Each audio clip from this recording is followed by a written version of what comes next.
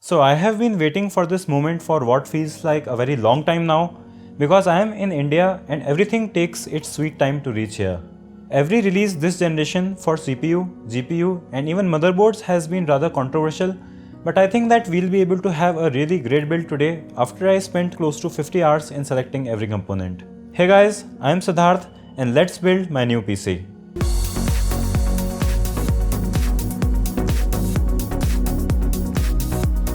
The case that we'll build in today is the very special Lian PC-O11 Dynamic, which has won several Case of the Year awards, and for reasons that you will see, I think that this is the best case ever made. We'll also have my friend Vaibhav helping me out in building this PC. For the power supply, we have the Corsair RM850X 2018.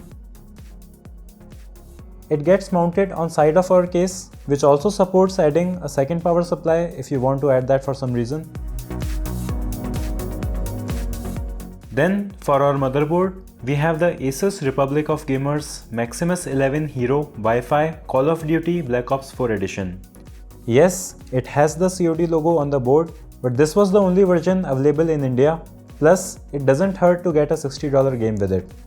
I bought this before the VRM analysis came out on YouTube, but in the real world, this board does perform very well, and for multiple reasons, I wouldn't choose any other motherboard for this build specifically.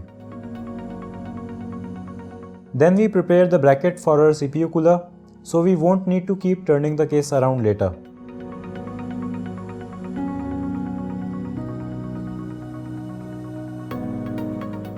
For cooling our CPU, we have the Cooler Master ML360R ARGB liquid cooler with a 360mm radiator. I finalized this one just because of how it looked, but then I found that a 360mm cooler was actually recommended for the CPU that we will be using. We won't be using the fans that came with the cooler on the radiator because we will have even better looking fans. So these ARGB fans are going to exhaust air out of the top.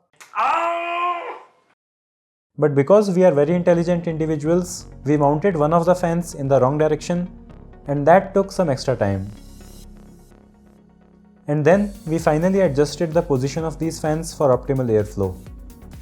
Then, coming to the fans that we will mount on the radiator, we have the Corsair LL120 ARGB fans. These are the best looking RGB fans in my opinion, and these also perform very well and have hydro bearing. These will also exhaust air out from our case, which means that we'll have a negative air pressure without any active intake of air. I removed almost all of the PCIe slots from the case to make space for our vertical GPU mount later. We have a 0.5 TB Samsung SATA M.2 SSD for our boot drive. Then we prepare our liquid cooler for mounting, which involves use of a lot of screws. For our CPU, we have the Intel Core i9-9900K with one of the most special unboxing experiences. Yes, it is overpriced, but for my use case, it makes sense, and it is also the fastest gaming CPU ever made, which is never a bad thing. The 9th generation Intel CPUs have a soldered IHS, which is supposed to manage the thermals better, but the 9900K runs very hot in spite of that and consumes 150 watts without even overclocking, which has generated some controversy, and it is actually very difficult and inefficient to overclock. Then we install our liquid coolers pump, and yes, we had another friend joining us for the build. You can get this plastic front on the pump customized, which I will look into later. The Maximus 11 Hero comes with this part, which makes the installation of buttons on the case much easier. Then we have to make connections for the Corsair RGB fans to this RGB hub, which then gets connected to the Lighting Node Pro, which gets connected to the motherboard's USB header. But then we come to the most frustrating part of the build, attaching the Cooler Master ARGB fans to the hub, which involves using some really small male-to-male pins. On the bright side, Cooler Master supplies all the cables and splitters needed, allowing you to use just one fan and one ARGB pin header for 3 fans. We have 2 of WD's 3TB hard drives, which will store the data. And you can also see the mess of cables that we will have to deal with later. We are going to be using the Cooler Master vertical GPU mount for our GPU. You have to be very careful with vertical GPU mounts because if you bend the PCIe riser in the wrong way, it can stop working.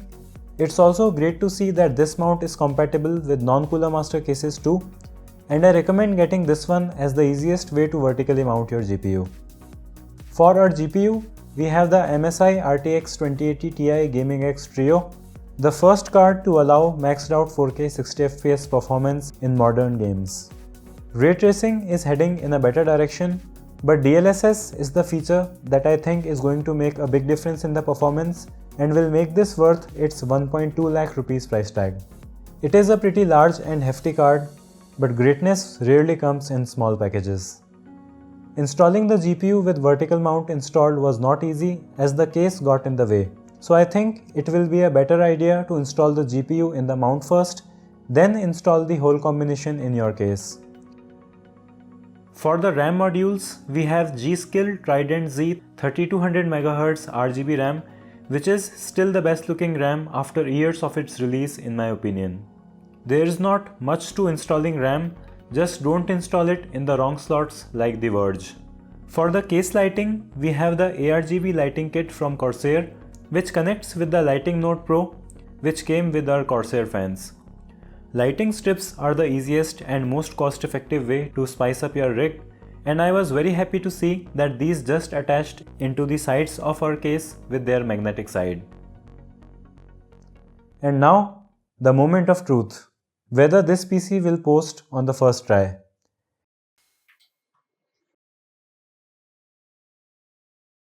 And it seemed like it did, but then it turned off again. But then it started again, and it seemed like we were successful. But it needed one more cycle before it stayed on, so this is something that the motherboards do. But we were actually successful in booting completely into Windows, which I didn't think would happen as something always goes wrong or some setting or switch always gets forgotten. So this booting on the first try felt like quite an achievement. Instead of managing the cables, we just used the hard drive mount to push everything into the case, which we normally wouldn't do, but after 7 hours of building this, it got quite exhausting. Then we finally close off the side panel, then the panel on the other side, the panel on front, and the top panel, which secures everything with just 2 thumb screws, which is why I really love this case so much. This is going to be paired with my 2 4K monitors, the HyperX Alloy RGB Elite, a Logitech 502 Proteus Spectrum, and this sound setup. And now, let's start with the sweet B-roll that this build deserves.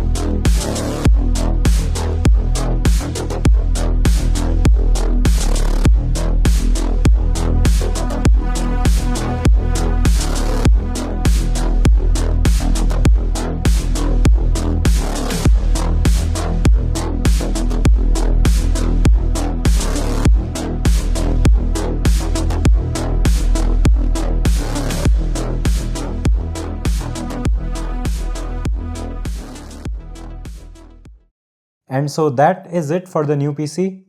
I am really happy and satisfied with the end result.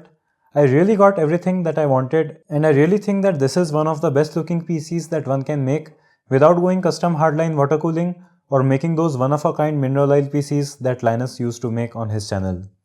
The only things that I don't like that much is how the tubes of AIO kind of get in the way. They are pretty stiff, so I don't want to force them out of the way. And I am also quite disappointed by how dim the logo on motherboard is compared to the marketing images. This PC is also very powerful. It has double the performance of my GTX 1070 and triple the performance of Core i7 6700 in my 2-year-old PC. So that is great, and I'll be able to render the videos for this channel faster. I will be making videos on most of the individual components that this build has. So I think that would be a little different than what the audience of my channel is used to. But this is the side of tech that I have more interest in, and I can assure you that every video is going to be interesting. Here is a price list if you are planning to build a system like this, and I will also have links to the components in the video description below if you want to buy those or check the current prices. So that was it for this video. I really hope that you guys enjoyed watching this as much as I enjoyed building this. I would really love to hear your thoughts about the build in the comment section below. So give this video a thumbs up if you enjoyed it. And I won't ask you to subscribe to the channel because this video was way too special for me to say things that ideally the content creators should not have to say. So thanks for watching, and I will see you in the next one.